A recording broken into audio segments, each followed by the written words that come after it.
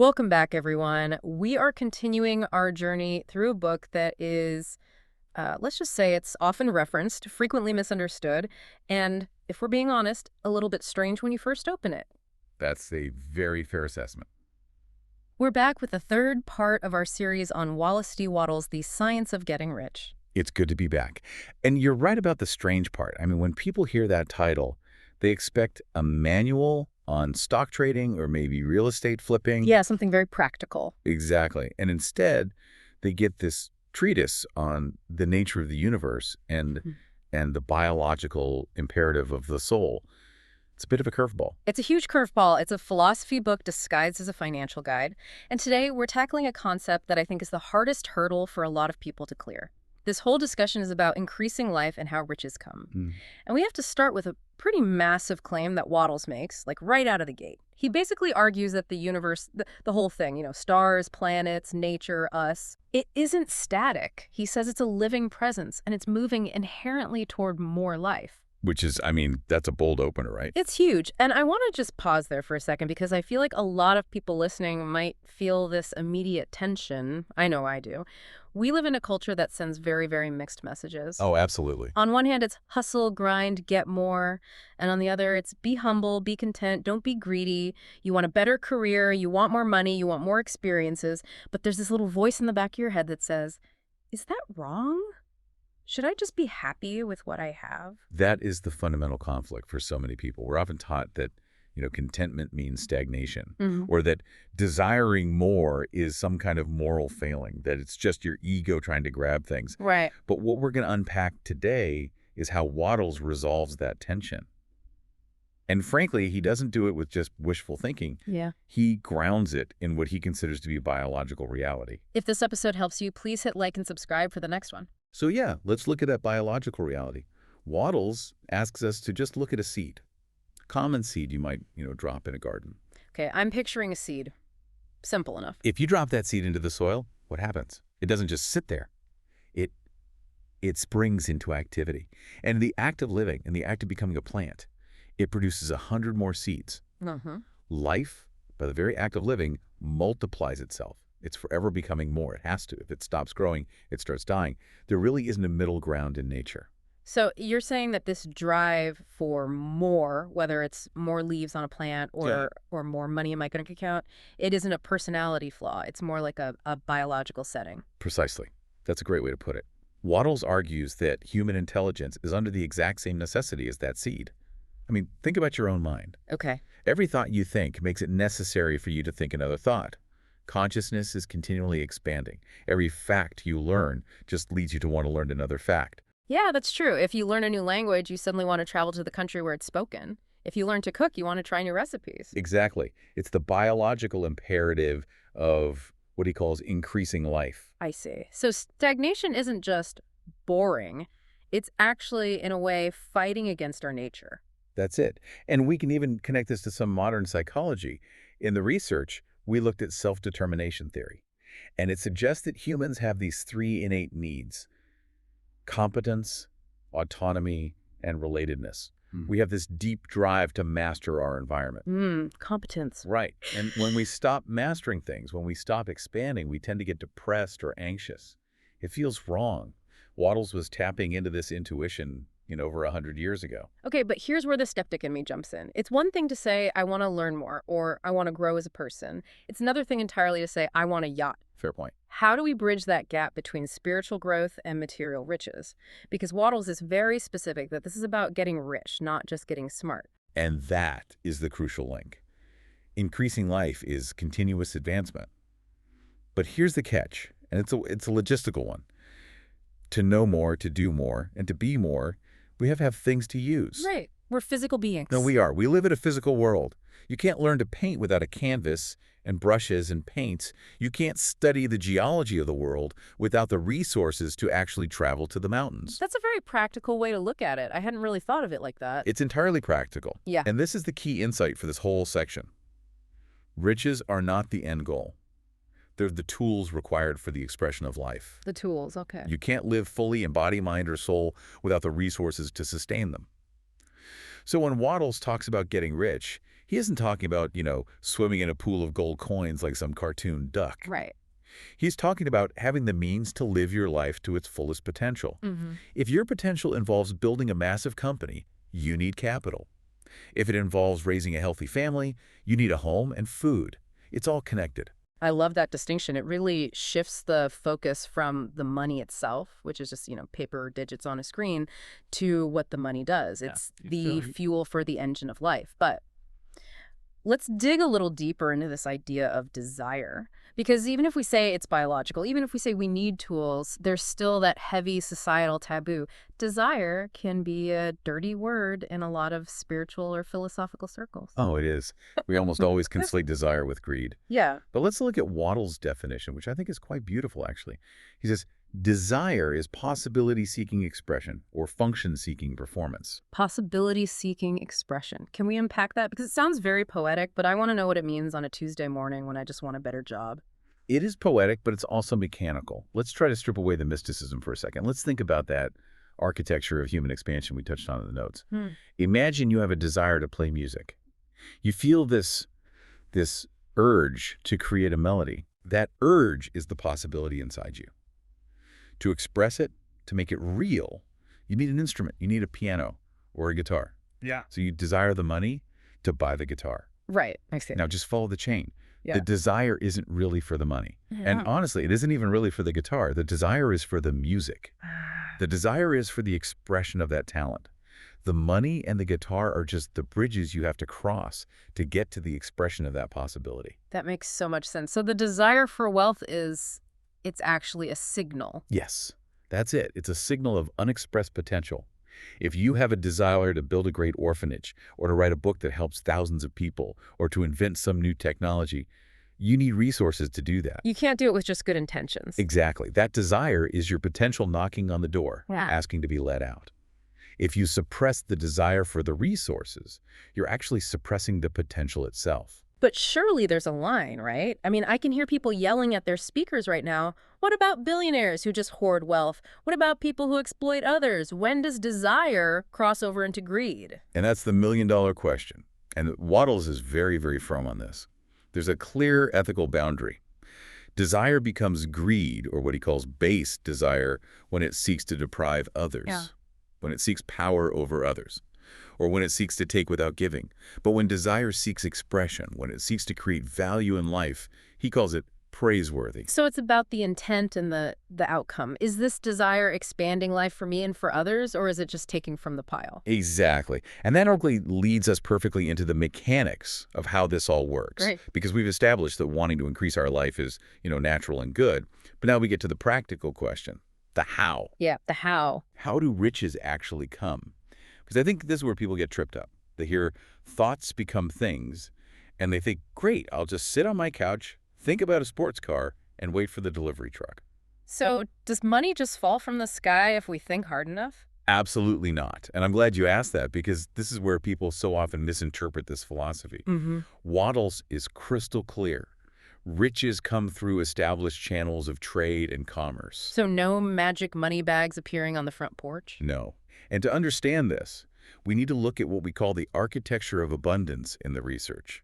Wattles talks about a formless substance. Now, that's a term that can feel very woo and abstract. Yeah, it definitely sounds like something you'd hear at a retreat where everyone is wearing linen.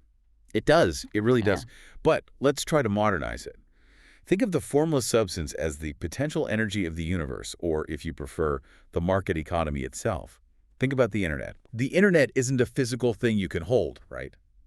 But it's a medium through which ideas travel, value is exchanged, and wealth is created. It's everywhere and nowhere at the same time. I can grasp that. The internet is a sort of formless connector. Right. So when Waddle says your thought sets forces in motion, think of it like this. You have a clear mental image of a business you want to start. You hold that purpose. That focus alerts your brain, what's called the reticular activating system in modern neuroscience, to spot opportunities. So you start noticing things you didn't before. Exactly. You might see a gap in the market you ignored. You might overhear a conversation that leads to a partnership. That's the formless substance moving things towards you. Forces, social evolution, market trends, other people's needs, start to align with your vision. And I feel like there's a huge but coming. There is a massive but. Your personal action is what receives the wealth when it arrives. Wattles writes, by thought, the thing you want is brought to you. By action, you receive it. Can you give me a concrete example of that gap, the gap between the thought and the receiving? Sure, let's use the farm example from the book, but let's update it a little. Let's say you want to own a high-tech vertical farm. You visualize it. You hold the faith and purpose that you'll have it.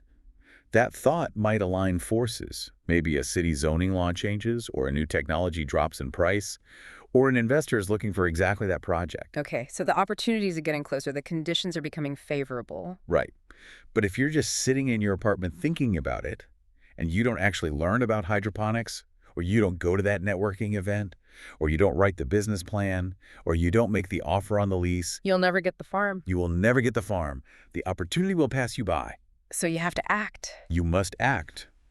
Wattles calls it acting in a certain way. You don't ignore the physical world. Your thought connects you to the creative power, but your action connects you to the physical result. It's an anti-magic stance. It's actually hyper-practical. It demands that you're active enough to catch the ball when it's thrown to you. I really appreciate that grounding. It takes the passivity right out of it. It's active. Now, I want to move to what I think is maybe the most critical rule for modern application, the use-value principle. This feels like the ethical spine of the whole thing. Without this, the whole system just collapses into a scam. It is the ethical spine, 100%. If you take nothing else away from this whole conversation, take this. Yeah. You must give every person more in use value than you take from them in cash value. Okay, let's unpack that. Cash value versus use value. Wattles uses this Eskimo illustration in the book, which I have to say feels a little dated. It's very dated. It was 1910. The cultural references are from a completely different time, but we shouldn't throw the baby out with the bathwater because the economic principle he's illustrating is timeless. So walk us through it. What's the point he's making? He describes a scenario where a trader has a painting by a great artist. In a civilized society, say New York or Paris, that painting is worth thousands of dollars. It has high cash value and high use value to an art collector. But if you take that painting to Baffin Bay and sell it to an Eskimo for a bundle of furs worth $500, have you made a fair trade? Wattles says no. Correct. He says it's wrong. And why? Because the painting adds no life to the Eskimo in that specific context. He can't eat it. It doesn't keep him warm. It has no utility, no use value for his specific life conditions. So even if the price is fair on the global market, it's an unfair exchange in reality because the buyer gets no increase in life. but then he contrasts it with selling him a gun. Right. If you sell him a gun for those same furs, that's a good trade. The gun helps him get food, it adds to his life, it increases his capability. So even if the cash value is the same, the use value is completely different. Exactly. And let's bring this into the 21st century. Think about selling a digital course or a book. The cash value of a digital file is, well, it's basically zero. It costs nothing to reproduce. But you might sell it for $100. Is that fair? Well, based on Wattles, it depends entirely on what's inside. Precisely. If that course teaches someone a skill that allows them to earn $10,000 or helps them fix their marriage or improves their health, then the use value is astronomical. It's worth far more than the $100 they paid. That is a virtuous exchange. But if you sell them some get-rich-quick scheme that doesn't work? Then you've scammed them. Yeah. You took cash value, but you provided no use value. You didn't increase their life. You decreased it by taking their resources. Wattles says this changes business from taking to serving. If you're just trying to get someone's money without giving them something that genuinely improves their life, you're violating the fundamental law of the universe. It reminds me of what we read from Cicero in the research packet. Yes, Cicero's On Duties. Yeah. He talks about how fair dealing builds trust. And if you're in a business that beats people, that creates winners and losers where the customer always loses, Wattles is very blunt. He says, get out of it at once. Wow. That's pretty strong advice. Get out of it at once. It really draws a line in the sand. It stops you from justifying shady business practices by saying, well, it's just business. There's no just business in this philosophy. Business is human interaction. It's spiritual interaction, in a way. And that leads us perfectly into the next section, which is all about the mindset behind this, the difference between what he calls the creative plane and the competitive plane. This seems to be the pivot point between stress and success. This is maybe the most important distinction in the entire book. The competitive plane is the mindset most of the world operates in. It's our default setting. It's the belief that supply is limited. The zero-sum game. The zero-sum game. If I get $1, you lose $1. If I get the promotion, you don't. If I win the market share, you go bankrupt. And that leads to struggle. It leads to struggle, coercion, fear, jealousy. If you believe there's only one pie, you have to fight for your slice. You have to guard it. You have to be ruthless. But the creative plane is different. Totally different. The creative plane is the belief that supply is infinite, or at least that it can be created. You don't need to take what's already been created. You create new value. We had that quote from Golden Rule Jones in the text. What I want for myself, I want for everybody. That's the mantra of the creative plane. When you're operating there, you're never in a hurry. You never feel shut out of opportunity. Why is that? Why no hurry?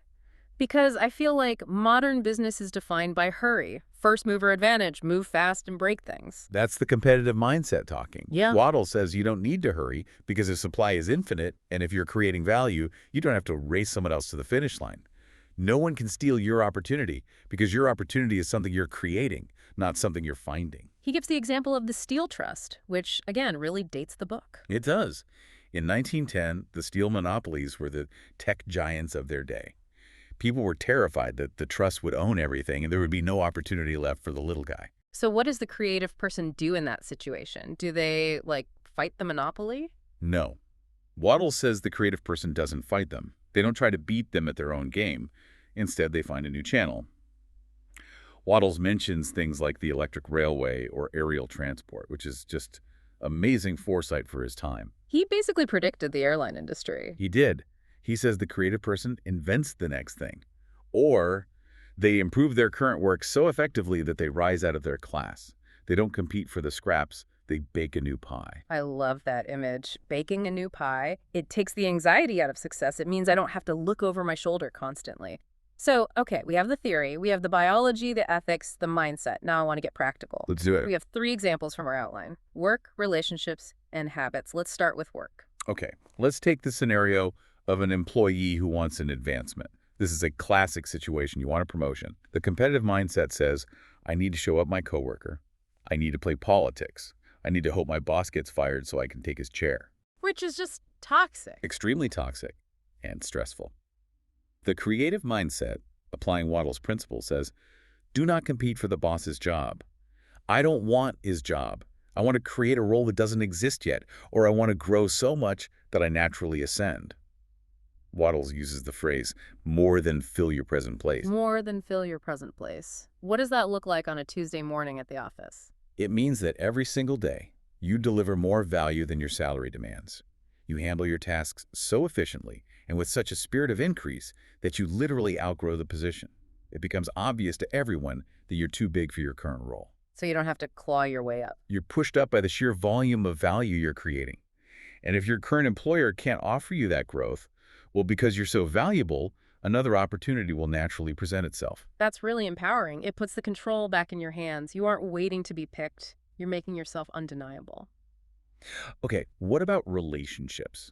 This one's interesting because we don't usually think of relationships in terms of getting rich. True, but the principle increase applies everywhere. We go back to Cicero and Wattles here. The goal is to build trust through consistency. Never coerce or manipulate. Wattles talks about mental slavery, trying to force people to do what you want or trying to trick them. That's forbidden on the creative plane. So how do you interact then? You ensure that every single interaction leaves the other person with an impression of increase. This is a fascinating concept. It means that when someone walks away from talking to you, they feel better or more capable or more energized than before. You're adding to their life. You're adding to their life, not draining it. Whether it's a business partner or a friend, if you're a source of increase, people will naturally be drawn to you. You become a magnet. That brings us to our 3rd example, habits. We're integrating James Clear's Atomic Habits here alongside Wattles. How does a modern habit book fit with a book from 1910? It fits perfectly because they're both talking about efficiency. Wattles talks about efficient action. He says it's not the number of things you do, but the efficiency of each separate act.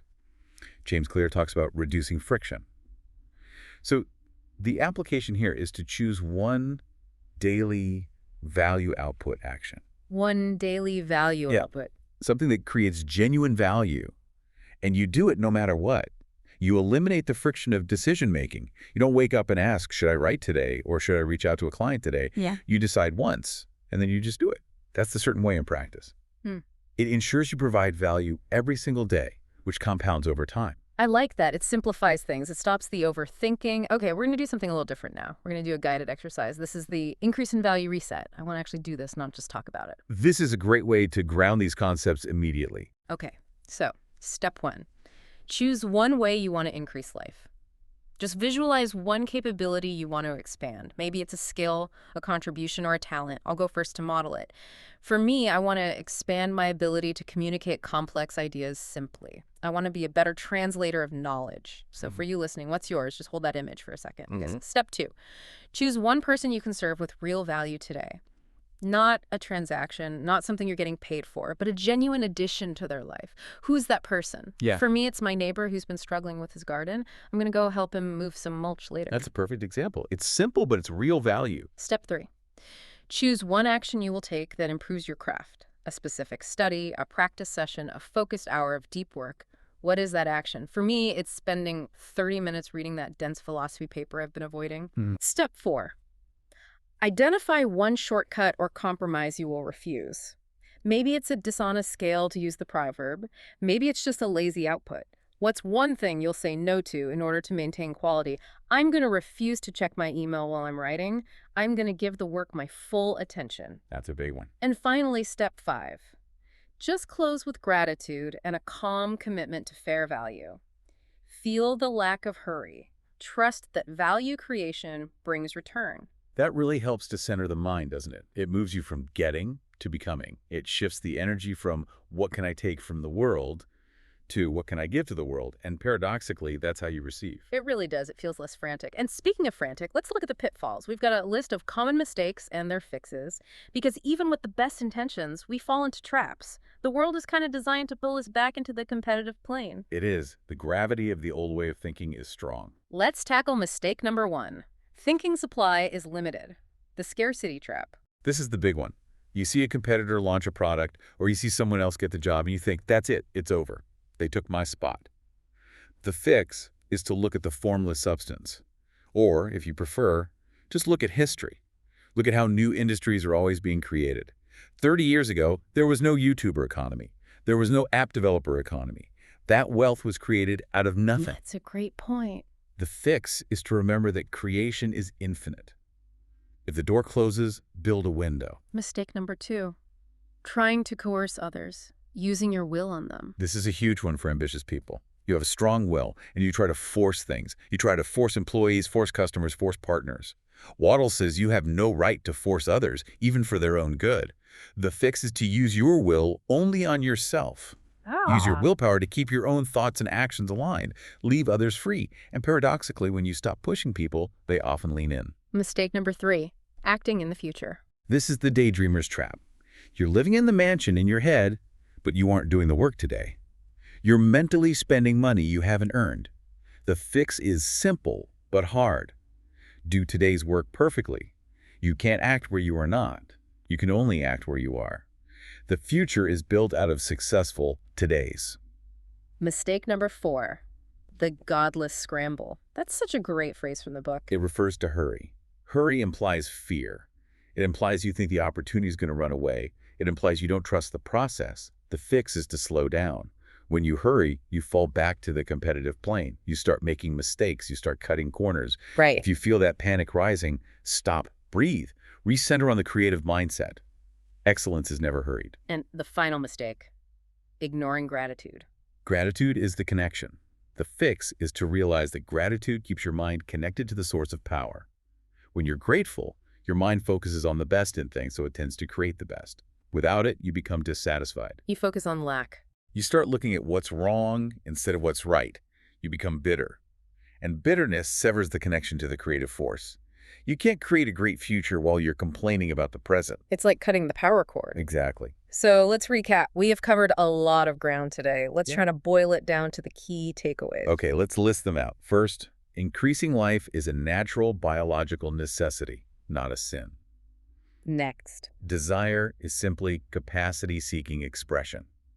It's your potential waiting to be born. Or Riches come through ordinary channels, but are triggered by thinking and acting in a certain way. Number 4. Use value is the rule. Yes, Always give more in utility than you take in cash. the big mindset shift. The creative plane allows you to win without taking from others.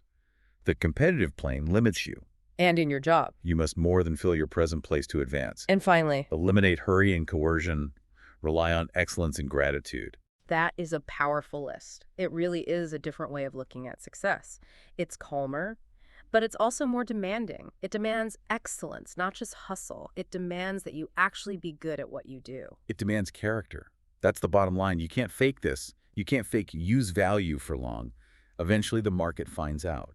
But if you're genuine, the market rewards you. Next time, we're going to go even deeper into that battle between the two minds. The whole conversation is going to be on the creative plane and the competitive plane. We're going to look at the specific mental battles between these two modes and, most importantly, how to stay creative in a world that is constantly trying to pull you back into cutthroat competition. That's so important. We're going to talk about how to handle rivals, how to handle fear, and how to maintain your vision when things go wrong. It's going to be a crucial discussion for anyone trying to maintain this mindset in the real world. It's easy to be creative on a Sunday, but a lot harder on a Monday morning. We'll talk about how to do it on Monday. I can't wait. Thanks for being here. If you want the full series, check the playlist and please like and subscribe so you don't miss the next episode.